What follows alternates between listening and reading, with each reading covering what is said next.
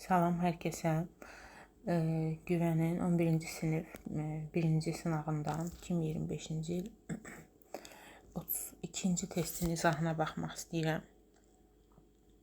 Burada soruşur, eramızdan əvvəl 4-cü əsrdə Yunanistan və Romaya aid hadisəni tapmalıyıq.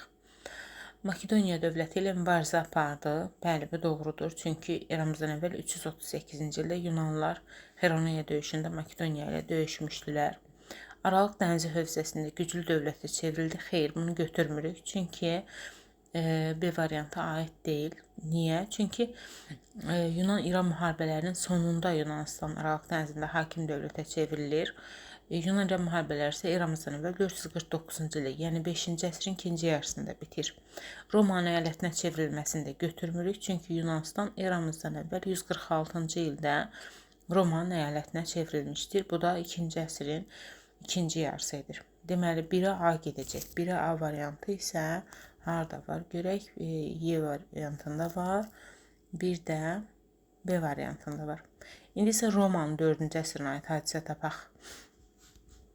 Maliyyə işlərinə Senat nəzarət edirdi. Bəli, doğrudur. Çünki eramızdan əvvəl 509-cu ildən eramızdan əvvəl 30 və yaxud da eramızdan əvvəl 27-ci ilə qədər Romada maliyyə işlərinə Senat baxırdı.